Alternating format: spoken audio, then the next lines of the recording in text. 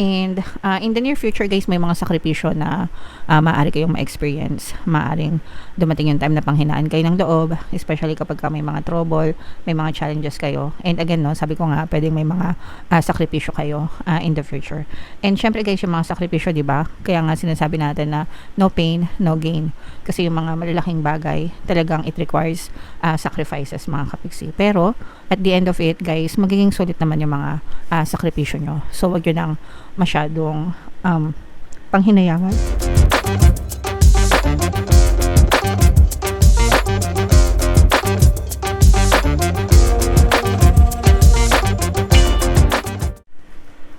Hello guys, hello Aquarius, welcome back to Pinoy Pixie Tarot. Ang pamagat ng episode natin for tonight is story mo ba to? Ito ay isang timeless reading mga kapigsi para sa Aquarius, Sun, Moon, Rising, Sign, and Venus.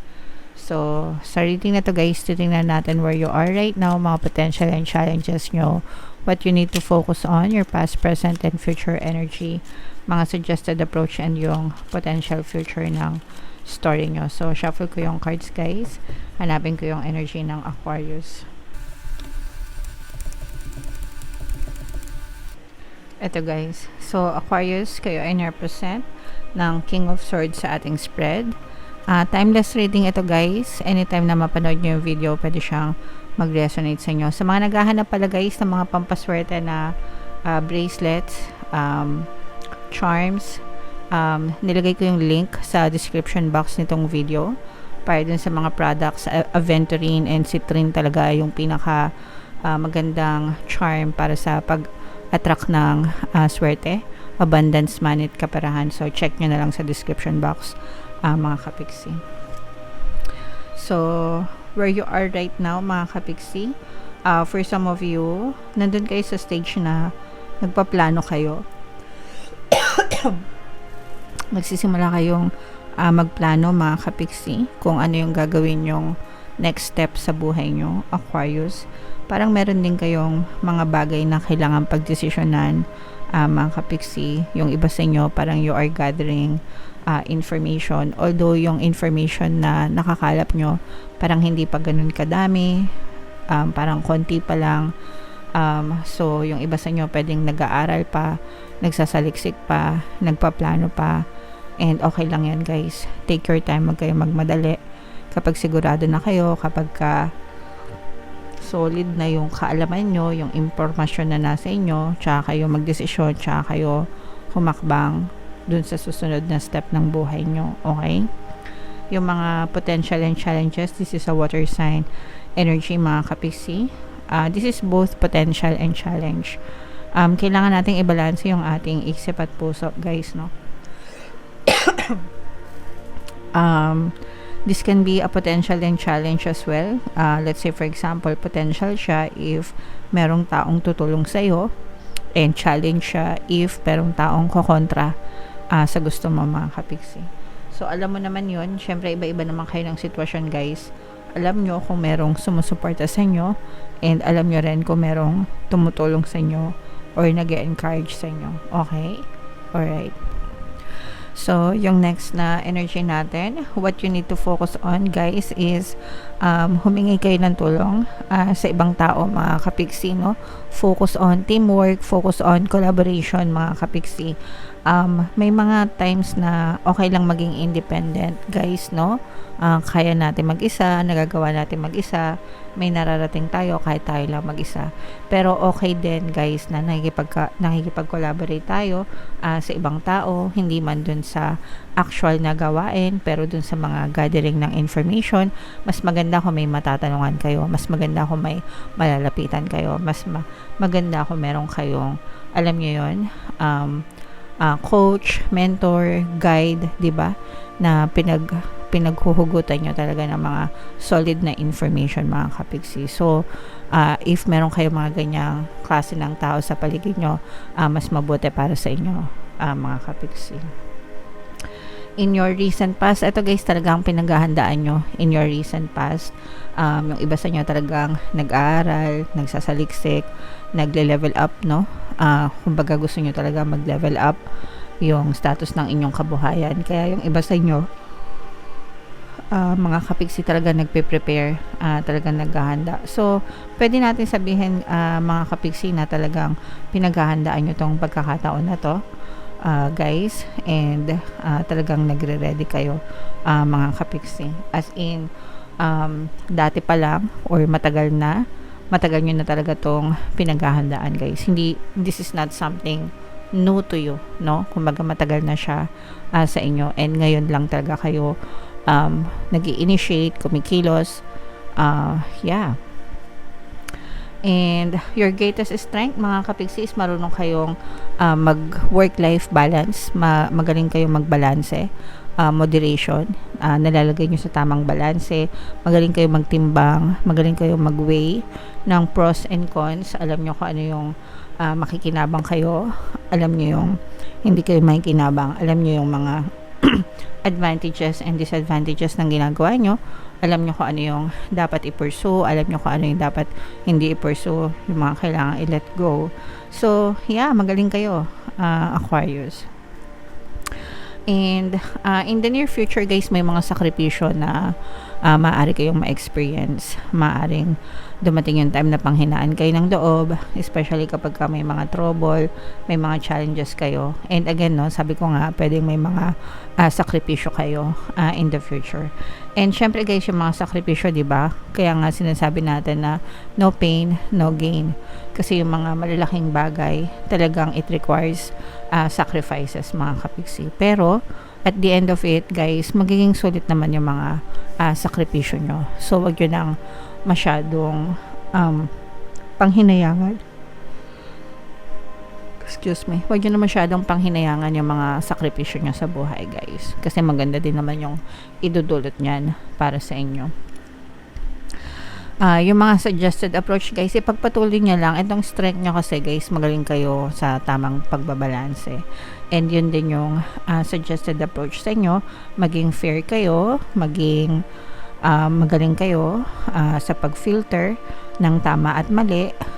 Guys, iwasan maging judgmental, maging fair kayo sa lahat ng bagay, sa lahat ng ginagawa nyo. Kumbaga, kailangan malinaw yung perspective nyo, kailangan malinaw yung pananaw nyo sa mga sitwasyon, hindi clouded yung thoughts nyo. Kung kinakailangan nyo humingi ng advice sa ibang tao, gawin nyo para makita nyo yung perspective nila, para sa bawat hakbang na gagawin nyo sa buhay nyo, sa mga plano nyo, is maliwanag talaga, mga kapigsi. What you need to know, guys, no? Again, kagaya nga na sabi ko, may mga sakripisyo kayo, and meron din mga disappointment, guys, na pwede kayong ma-experience. May mga times na panghihinaan kayo ng loob, mga kapigsi. Pero hindi naman dyan natatapos ang lahat, okay? Kasi don't cry over a spilled milk, mga kapigsi. Ibig sabihin, huwag kayong masyadong manghinayang dun sa mga bagay na mawawala sa inyo, kasi meron pang mga mas importanteng bagay na kailangan nyong magbusan ng energy nyo, mga kapigsi. Always look at the bigger picture, always look at the brighter side of things ng mga nagaganap sa inyo, mga kapigsi, para hindi kayo agad-agad sumuko sa journey nyo. Okay? Your hopes and fears, this is more on hopes, guys. Etong journey na to, etong paglalakbay nyo, Aquarius, tuturuan kayo para mas lalo pang humaba yung pasensya nyo sa buhay, no? And parang ano rin nyo, ito, guys, magiging bahagi din ito ng healing journey nyo, no? Habang ina-execute nyo yung mga plano nyo sa buhay, nag-heal din kayo sa mga trauma nyo, sa mga failures nyo, sa mga mistakes nyo. So, parang kasabay na rin siya, mga kapigsi. Kaya may na itutulong din siyang maganda sa inyo, guys. Okay? And yung potential future nitong story na to, mga kapigsi, is for some of you, guys, you might feel some kind of loneliness in the end, mga kapigsi, no? Na parang feeling mo mag-isa ka. Guys, you have to share your blessings, mga kapigsi, no? Kasi kahit nagaano ka ka-successful, parang dadating yung time na mangingimi na yung mga tao sa paligid mo, pwedeng yun din yung maging sakripisyo mo, mga kapigsi. Kumbaga parang pwede kang sumakses, pwede kang magtagumpay sa buhay mo, pero baka layuan ka naman ng mga mahal mo sa buhay, mga kapiksi, no? Kumbaga maging malayo ka sa kanila, maging malayo yung loob nila sa inyo, ganyan-ganyan. Baka mag-iba yung tingin nila sa inyo, mga kapiksi. So, make sure na palaging nakaapak yung paa nyo sa lupa, guys. At saka pahalagahan nyo pa rin yung pamilya nyo, yung relasyon nyo sa ibang tao, kahit gaano kayo ka-successful, guys. Kasi malungkot sa taas, mga kapiksi, no? Kahit gaano karami ng pera nyo, kung hindi naman kayo masaya kasama ng mga mahal nyo sa buhay, parang pointless lang yung mga pagsasakripisyo na ginagawa nyo, guys, no? Mas maganda yung sama-sama pa rin kayo ng inyong mga pamilya. So, ito guys, i-mind nyo na to sa comment section, itong itong mga magagandang balanse, no? Yan yung mga, tsaka yung mga great sacrifices. Ibig sabihin kasi guys, pag may mga great sacrifices, meron ding mga great result na and great achievements na katumbas yan. Okay? So, bunot lang tayo ng isa pa para sa inyong additional message, guys. Shuffle ko to, habang sinashuffle ko to, panoorin nyo muna yung video natin regarding sa ating paano mag-manifest ng abundance video course. Kapiksi, sawa ka na ba sa mga struggles at hirap sa buhay mo? Masipag ka ba at masikap sa buhay ngunit hindi ka pa rin umaasenso? Ilang beses ka na bang nag-attempt mag-negosyo at mag-invest pero palagi ka pa rin nalulugi? Sa pagkakataon na ito ay maaaring may subconscious beliefs ka na nagiging balakid sa iyong pag-unlad at pagyaman. Introducing, paano mag-manifest ng abundance video course. Dito ay matututunan mong ma-overcome ang mga balakid mo para tuluyan ka ng umunlad, umasenso, sumagana, maging matagumpay, successful at maswerte sa iyong kabuhayan, pera, trabaho, negosyo, salapi at kaperahan ng bonggang-bongga. Dali, mag-send na ng email sa pinoypixie@gmail.com at simulan na ang iyong pagyaman ngayon. So, sa lahat ng gusto mag-avail ng course, guys, naka-flash sa screen nyo. Una, meron tayong paano mag-manifest ng abundance video course. Meron din tayong paano mawala ang third party at magkaroon ng harmonious na relationship. And meron din tayong paano pabalikin si ex, revise breakup. Sa mga interesado, guys, mag-send lang kayo ng email sa pinoypixie@gmail.com.